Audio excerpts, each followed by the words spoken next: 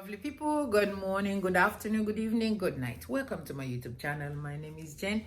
This is the first time that you are seeing me. Thank you so much for stopping by. When you finish watching, please consider subscribing. When you watch this video, please, the best thing you can do for me that you are doing already is share the videos. Let your friends know. Subscribe to my channel if you have not. Give the video a thumbs up so that they will know that this woman needs to be watched. Thank you so much. I love you all. So today we are going to talk about let's analyze ATIKU's town hall meeting with Channels Television with Shegun. Let's analyze it a little bit. You know, that video was almost 2 hours. I watched it for all of you so I can give you guys I can analyze it for you and tell you, when they're speaking through their nose, I can get inside their brain and find out what they're trying to tell you so that I can tell it to you. That's why I'm here. So because when I see, you see. When I hear, you hear. So let's go to the video that he made with Okowa. So first of all, when they came in, this man was born in 1945, Atiku. So when they came in, they were asked either you can decide to sit down or you can decide to stand. So both of them, even if they didn't have to tell them, they were already sitting, and they decided that they're going to sit. To me, it turned me off right away, because when somebody has something to talk about, or just is like P2B, there's nothing that will get him to sit down. He likes to command the place, and he has a lot of power to command the place. These two just sat down there and said, why should I stand for all these Mumu people? I beg. So they were sitting. So that one is number one. They were given the choice to sit or stand. They just sitting. Then Atiku gave a opening remarks. What I'm going to tell you guys is what Atiku, as the president, the person running for president, answered in some questions that they asked him. Both people in the audience and from Facebook, Instagram, wherever that were coming, the ones that they were able to put in. I'm not going to be telling you what the vice president said, because it's not the vice president that we want to answer the question. We want the president, the person that is coming to run for president, to answer the Nigerians' question. And those are the ones, what the vice said, I don't give a damn about it. I didn't say it. So, his opening remarks, he said he has a unique experience. That in the long whatever he said he has a unique experience, and he started telling you guys all the experience that he had and all that, whatever, that's in his opening remark. So somebody asked a question about IPOB, and ungun men, or men non-gun. When they asked that question, he paused and he said, I believe about IPOB, I believe that they want Biafra. I believe that's why they're agitating. They want Biafra. And he said, how? It's like he's saying, how will they get the Biafra? I think what they should be thinking about is, they should be thinking about how they should partner with other parts in the country to get political power for their own. So the Igbo people, they don't belong in Nigeria.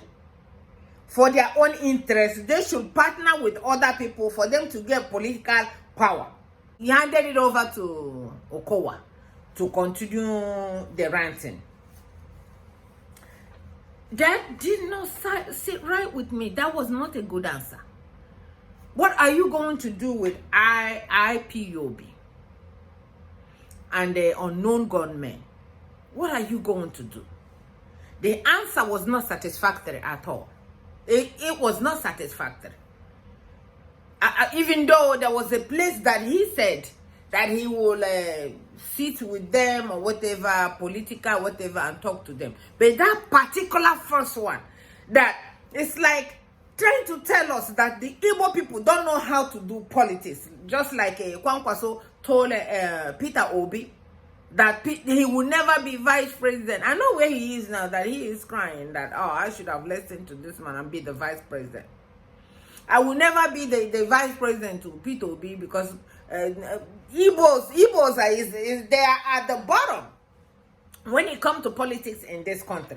So this man is saying that what the IPOB people should be doing is that they should put themselves in the people so that they can have the power, so that they can secure a political power for their own interests. So he handed it over to Okowa. Okowa continued the thing, and I don't know. So they asked him again. I said, what about the security vote? What are you going to do about this security vote that is being allocated all over the place? What do you think? He said about the security vote, that people are just using it to do whatever that they want to do. That he will put his eyes on it and make sure I will send it to the people that really, really needs it, that will use it. So they asked him about the security.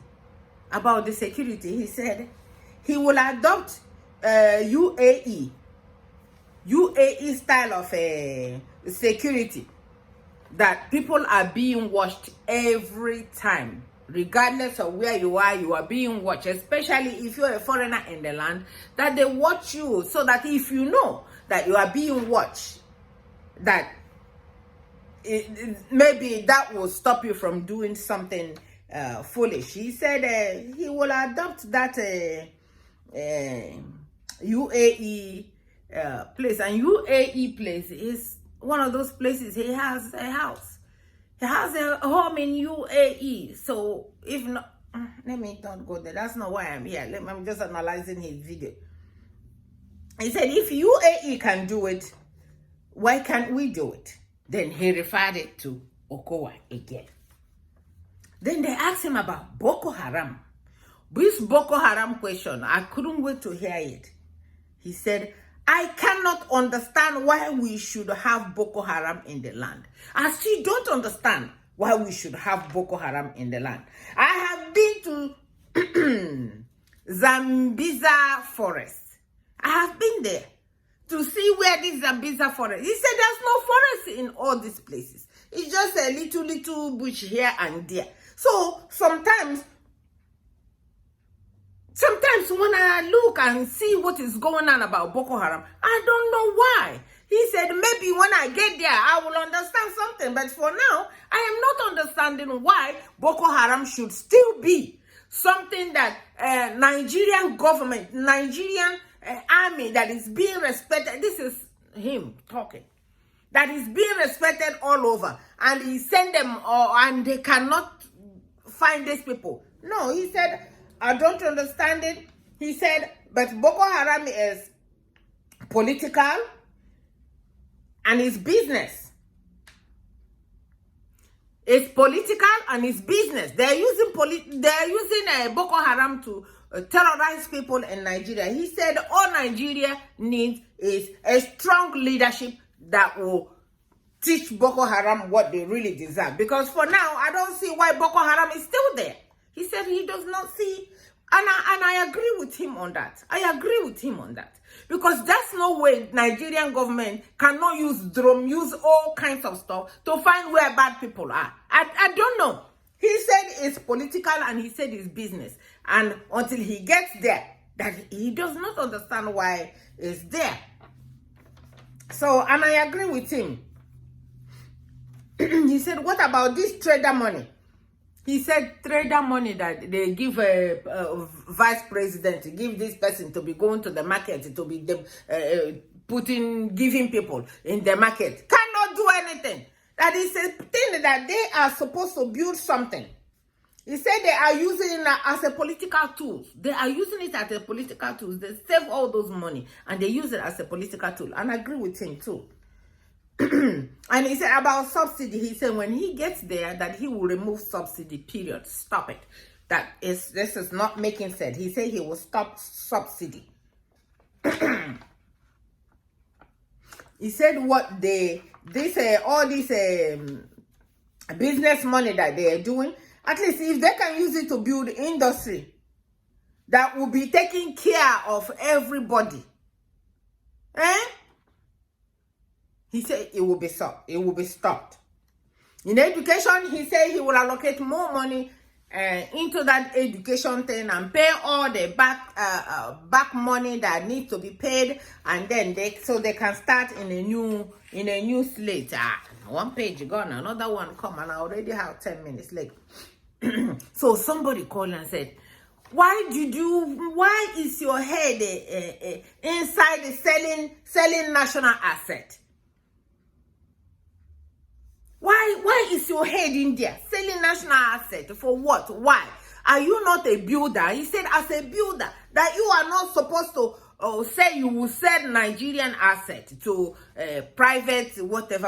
And he said yes, I will give it to private people. He said he's not saying that he will not, and he will not take his word back. Yes, he will give it to private people so he can get some money to put into somebody else. So in the refinery area, he gave example, and he said refinery area, they have about 4 refineries that has not worked. So if you take that refinery and you give it to private people and get billions and millions and millions of dollars from them, then you can put it into other places. After he finished saying that, he gave his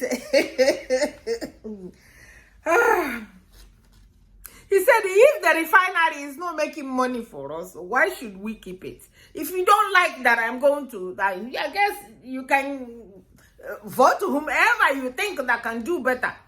So they gave it to Okowa. Okowa came in and said that, thank God, in support of what he's saying, let me add this sentence. Thank God, Dangote's own is getting ready, and very soon it will be ready. So they want to still continue to give Dangote everything, so that it will be like a monopoly. People cannot compete with nothing. And this man is telling us, Peter Obi has told you, say, if I become president of this country, I get refined oil in this country. There's no way people will come and carry our crude oil. They go somewhere else, refine it, and then they come and sell us inexpensive. He said he will be refining oil here. But this man is telling you that he will sell it.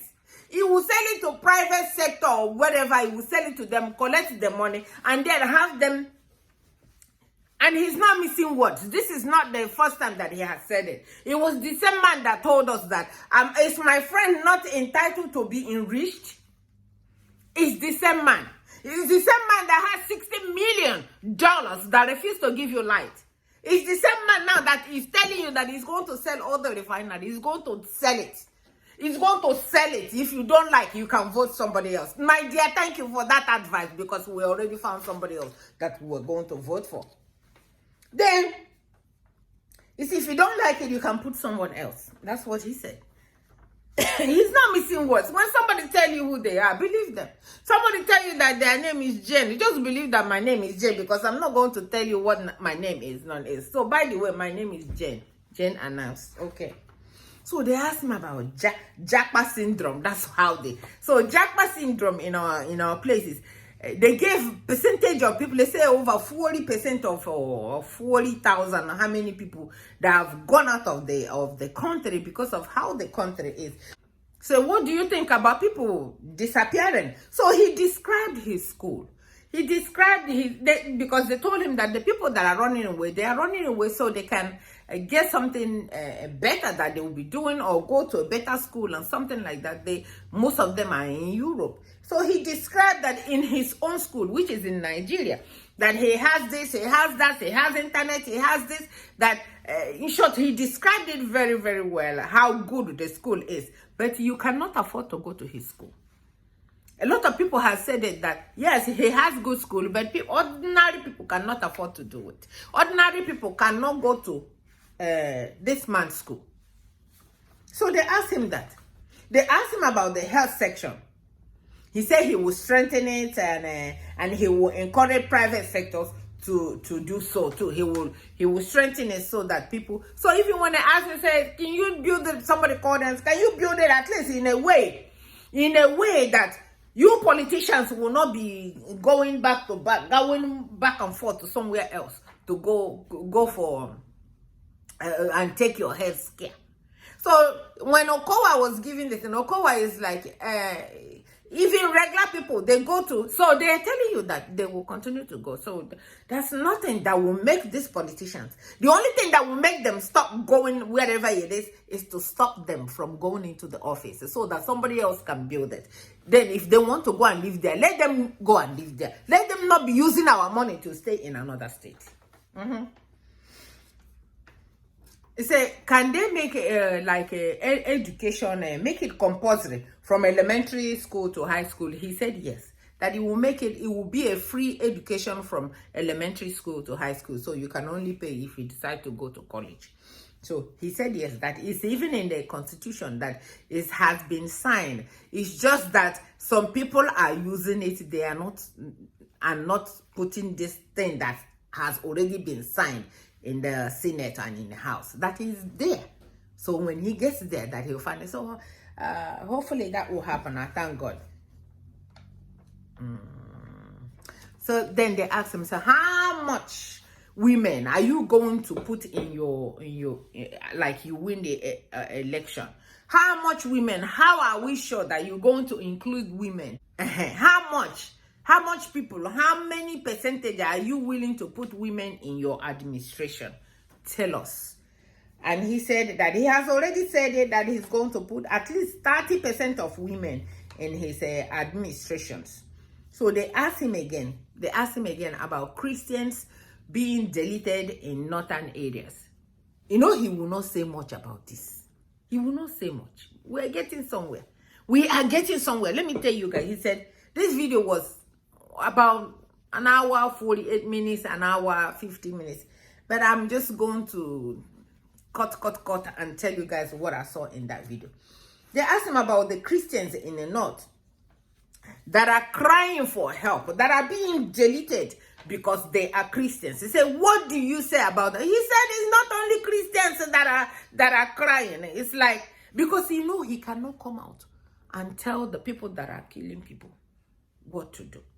He cannot do it. Because he's trying to hold himself so that the Muslims will vote for him. But he doesn't know that the Muslims are too suffering. The Muslims are suffering. You need to put your foot down with a strong command and say, both the Muslim and both the Christian, nobody has the right to delete anybody. It will put a very strong law that whomever delete anybody, this will happen to you. That's what he needs to say. But he baby did like this. Both the Christian and this, they are suffering. It was just it was just so, I didn't like that. He never answered the question strongly as somebody who's running for president. Ask Obi that kind of question and see what will happen. So they asked him about this oil something. He said they will pick up the oil thing, that why the oil is not giving Nigeria, that a lot of people that are oil producing countries, that they are making money, but the reason why I think it was the vice that answered this. The reason why that they are not making enough money is because they're not producing as much as they are supposed to be producing. So my own India is that you're not producing as much as you're producing, and the little one that you are producing, you let other people, another country, carry their sheep, come inside the place, dig it and carry it and steal it out. People that are asking these questions, what kind of questions are you guys asking? You guys did not ask, what do you say about these people that are bringing the sheep coming out? What do you think about government stealing our oil and putting it to another country and telling us that and telling us nonsense? What do you say about that? Because the way it is now, the more crude oil that they bring, the more they sell out and the more they steal. Nigerians still will not see it. So he just went around it He just went around it, and I didn't like that. Then they asked him again, what do you say about sports in Nigeria? What do you say about sports? He said he would do sports in Nigeria like Moroccan style. And he described that in Morocco, that every village in Morocco, they all have a place where children go. They have field where children will go and play ball. Before they go to school, they go there and play a little bit and go to school. When they come back, they go and play. And they do very, very well in sports. So that he will encourage, he went back to private sectors. He will negotiate with them and the states and whatever, so that they will make sure that they have all these things, so that people, it will encourage people, encourage children, that he will support sports. Just the bottom line, he said he will support sport. Somebody calling this one. I was waiting for this one, and when this question, this is the only good question that I was able to get in all this nonsense they were asking. They're asking, babying the question for what? Somebody who's coming to run for our president should be asked the question, and if they don't answer it, I don't care who they hand it over to, talk to them. At least let Nigerians see what they are doing. So they asked him, why did you delete the tweet about when he tweeted when Deborah, a Christian girl that the Muslims deleted? So he tweeted about it, condemning it then. And then he told his people he deleted the tweet. And he claimed, then he answered it. He said, I've answered this question many, many times. I deleted it because I did not approve. I have to approve every tweet. So when I didn't approve this tweet to be posted, so they posted it without my approval, so I asked them to delete it. So when you look at that tweet, and the tweet is saying that you are condemning about what happened to Deborah, what they did to Deborah, you still didn't see that it's a very good tweet for you as a presidential candidate to say, but he will not condemn it. The same way he will not condemn anything about Christians, the sovereign in the north. He could not. He said, I only told them to delete it because I did not approve it. You did not approve it, and you want to come and run for our president. You did not approve that you should come and say sorry for the little girl that was deleted by the Muslims because of how you guys have brainwashed their brain and tell them that the Christians are nothing. You did not approve. So whoever asked that question, the person that asked that question, I was really, really happy. Amaka asked this question, and I was really, really happy when she asked that question, because that was the question that I was waiting to hear. Why? Why did you do that? That's all he was able to. Somebody else asked him, say, Wike problem. Why is it that you cannot put your house in order? What is wrong with, what is going on with Wike? You know what he said? I have met Wike 5 times. Personally, met him 5 times. That's really all he can say. I have met Wike 5 times. So they asked him. So now it's Wike's turn to come and talk. They said, so now you're waiting for Wike. He said, yes, I am waiting for Wike. It's his turn now too, because I've met him 5 times. But if all of you are here and are listening, you can understand that Wike told us that what he's fighting for is equity. What he's fighting for is for everybody to belong. And there's no way Muslim and Muslim from the same place will run for president. This one is the chairman. This one is the vice chairman. He said it's not what the constitution said, that Ayo must go. And you did not tell her. Why? If you like, you go and see Wike 200 times. He stands on, you must let Ayo go according to what the constitution said. But he answered it just straight like that and said, hey, I've met him 5 times, and the people that he brought were clapping for him. You can meet him all you want. You have not met his demand. His demand is that Ayo must go. That's his demand. If you don't do that one, now your problem. He said, I can't do anything. I've done my part, and it's... So in closing, he said, they told him to give a closing remark, and he said, hello, fellow Nigerians. We have been able to put before Nigerians our experience, our complete team,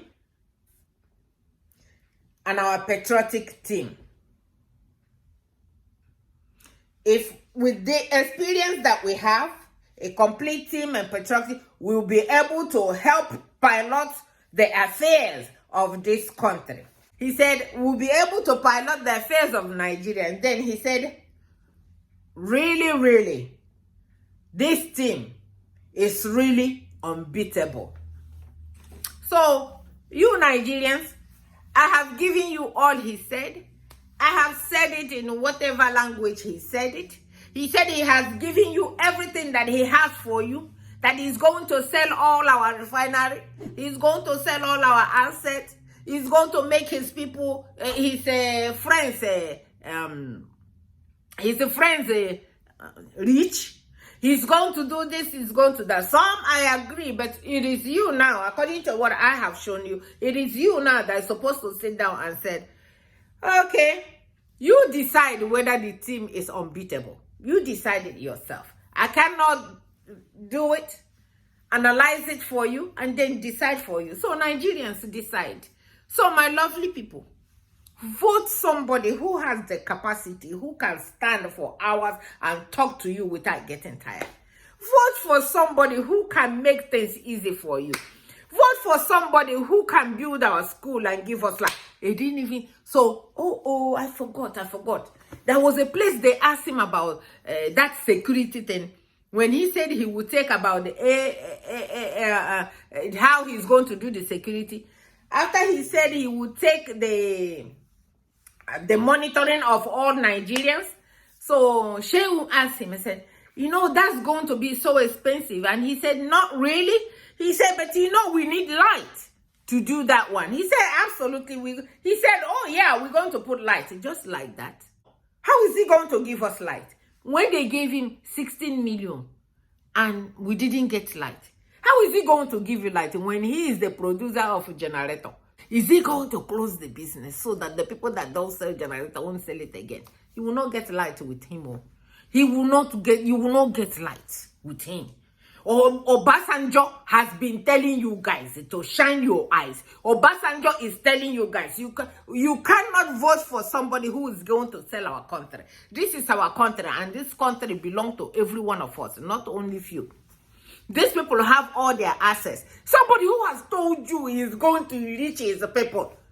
Somebody has told you, I am going to enrich. It's my people, not my friends, not entitled to be enriched. I beg now.